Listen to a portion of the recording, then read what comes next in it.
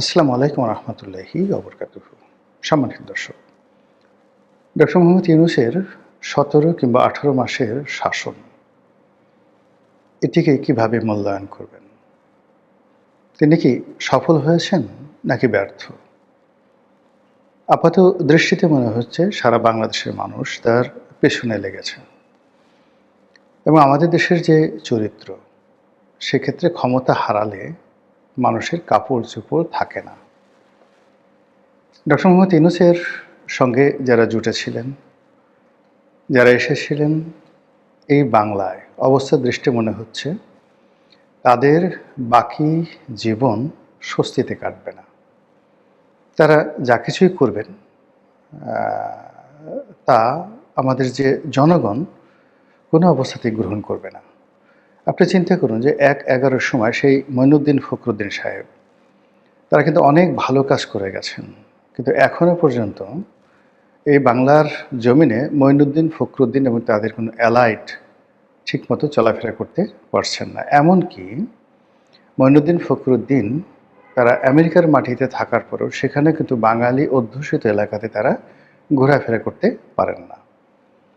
Doctor Mohammad Yunus ক্ষমতা হারিয়েছেন অল্প কয়দিন হলো। হারাতে এই যে তিনি ক্ষমতা হারিয়েছেন, এই কথাটা বললাম জেনে শুনেই।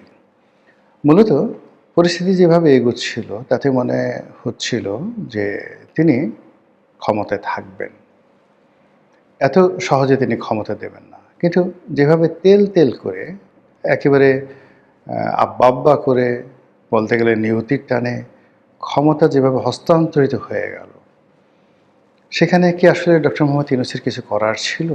কিচ্ছু করার ছিল না। আমাদের বুদ্ধি অল্প, কিন্তু এই কথাগুলো আমরা অনেক আগে বলেছি যে তারেক রহমান সাহেব যেদিন দেশে আসবেন, ওই দিন থেকে যমুনার কোনো গুরুত্ব থাকবে না।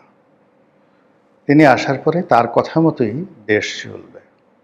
এই কথা কিন্তু সেই ২০২৪ সনে আমি বলেছিলাম। বাস্তবে তাই হয়েছে।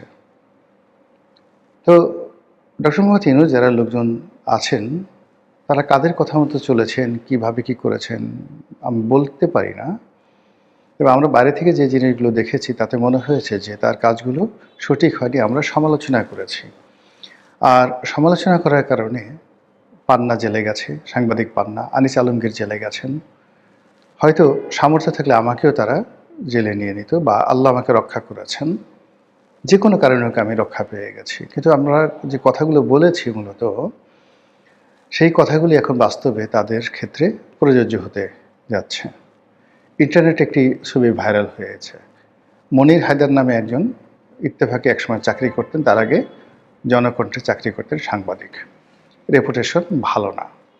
শুধু এতটুকু বললাম, আমার সাথে একটা সময় টকশো করতেন, কথাবার্তা হতো। আমি তার অনেক কথা সমালোচনা করতাম।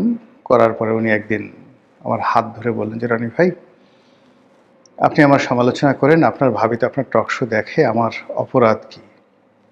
এরপর থেকে আসলে মনির হায়দারের কখনোই সমালোচনা করিনি, অন জেন্টলম্যান গ্রাউন্ডে। এরপর দেখলাম যে অলানে ছাড়ি তিনি আমেরিকাতে চলে গেছেন।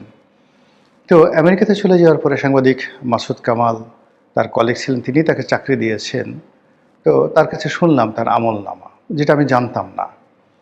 মানে কীভাবে তার চাকরি হলো, কীভাবে তিনি সেই চাকরি করতেন, ইত্যাদি ইত্যাদি সব কিছু। এরপরে একজন রাজনৈতিক ব্যক্তিত্ব, মিরপুরে এস এ খালেক সাহেবের যে ছেলে সাজু, এবার নির্বাচনে দাঁড়িয়েছেন, তিনি কথা প্রসঙ্গে একদিন মনির হায়দারের কথা বললেন। তো মনির হায়দারের কথা বলার পরে তিনি একেবারে রীতিমতো আঁতকে উঠলেন, যে বললেন যে, আরে বলেন কি, ও তো এই করেছে, আমার সাথে এই করেছে, আমার বিরুদ্ধে রিপোর্ট ছাপিয়ে তারপরে সেটা আমার কাছ থেকে প্রতি মাসে মাসে ওই আমাদের 10,000 না 15,000 টাকা করে আমার কাছ থেকে নিয়েছে। একই অবস্থা এহসানুল হক মিলন। এহসানুল হক মিলন যখন মন্ত্রী ছিলেন, তার বিরুদ্ধে একবার রিপোর্ট ছাপা হলো। আবার কি কারণে যেন এহসানুল হক মিলনের সাথে তার খুব ভালো বন্ধুত্ব হয়ে গেল। একজন সাংবাদিক আছেন পরিচিত, এহসানুল হক মিলনের পরিচিত। তো তার নাম মিস্টার পাটোয়ারি, বিটিভিতে একসময় কাজ করতেন, বেশ সিনিয়র সাংবাদিক, এখন টকশো করেন। তো তিনি একদিন গিয়ে দেখলেন যে এহসানুল হক মিলন যখন মন্ত্রী তখন তার সাথে একই বিছানায় মনির হায়দার শুয়ে আছে। তখন তিনি এহসানুল হক মিলনকে রীতিমতো একটু কটু বাক্য বললেন, বকাঝকা করলেন যে ২ দিন আগে যেই লোক আপনার বিরুদ্ধে রিপোর্ট করেছে আজ আপনি তার সঙ্গে গলাগলি করে বেডরুমে শুয়ে আছেন। আপনি তো মানে নির্বুদ্ধিতার একটা সীমা আছে। কথা সত্য মিথ্যা পাটোয়ারি সাহেব বলতে পারবেন আর এহসানুল হক মিলন বলতে পারবেন। আমি শুনেছি আর পাটোয়ারি সাহেব আমাকে এই কথা বলেছেন। আমাকে নিষেধ করেনি, তাই আমি কথাটা মিডিয়াতে বলে দিলাম। তো এই হলো মনির হায়দারের ক্যারেক্টারিস্টিক্স। সেই মনির হায়দার পূর্ণ সচিবের মর্যাদায় যখন ডক্টর মোহাম্মদ ইউনূসের কাছে এলেন এবং সারাদিন ঘোরাফেরা করলেন এবং এদের একটা সিন্ডিকেট আছে, মনির হায়দার, মোস্তফা সরোয়ার ফারুকী, আসিফ নজরুল, তারপরে এর সঙ্গে সঙ্গে আবার সেই আরেকজন ভদ্রলোক ছিলেন, মারা গেছেন, আমেনা মহসিনের হাজব্যান্ড ছিলেন। তো এরা সবাই একসাথে চলতেন। এদের অনেক অভ্যাসই প্রায় সেম ক্যাটাগরি। আপনি তো বুঝতে পারছেন সেম ক্যাটাগরির মানে পানীয় ঠানীয় পান করা, যে কোনো, সেটা কোকাকোলা হোক বা অন্য যে কোনো জিনিস হোক, একসাথে পান করার অভ্যাস এদের রয়েছে। তো সেই মনির হায়দার আসলেন, তারপরে লুৎফে সিদ্দিকী আসলেন। লুৎফে সিদ্দিকী এই মানুষটি মানে কি বলবো, মানে এর বাবা আইজি সাহেব ছিলেন, খুব ভালো মানুষ ছিলেন। তারপর তার মা রেহানা সিদ্দিকী, তিনি একজন ভালো শিল্পী ছিলেন। এই ভদ্রলোক দেশের বাইরে ছিলেন, কিন্তু তার কথাবার্তা, অ্যাটিটিউড, মুখ বাঁকা করে ইংরেজি বলা, খুব স্টাইল করে ইংরেজি বলা, সব কিছু দেখে মনে হচ্ছিল যে সহজ কথাটা তিনি সহজভাবে বলতে পারেন না বা বলতে চান না। অনেকটা রবীন্দ্রনাথের হিং সিং ফটের মতো কথাবার্তা বলেন, মুখ একটু বাঁকা করে কথা বলেন, তারপরে একটু স্টাইল করে সেই একটু বাঁকা হয়ে বসেন, পায়ের উপর পা তুলে ক্রস লেগ করে বসেন। এগুলো বাংলাদেশি কালচারে যায় না। পশ্চিমা দুনিয়াতে তিনি আসলে কত বড় পদে চাকরি করেন, কি করেন, তার সফলতা কি আই ডোন্ট নো। কিন্তু তারকে যখন ডক্টর মোহাম্মদ ইউনূস এলেন, আমার কাছে মনে হয়েছে এই কাজটা ভালো হয়নি। তিনি তাসনিম জারাকে নিয়ে আসলেন রাজনীতি করার জন্য, এনে এনসিপিতে ঢুকিয়ে দিলেন। ও মাই গড, গেল তাসনিম জারা। এই মেয়েটার জীবনও শেষ, এবং যাকে বলা হয় রাজনীতির যে একটা স্বাভাবিক শ্রেণী চরিত্র রয়েছে, সেই শ্রেণী চরিত্রটাও নষ্ট হয়ে গেল। এরপরে তিনি খলিলুর রহমান সাহেবকে নিয়ে আসলেন। Khalilur Rahman is okay.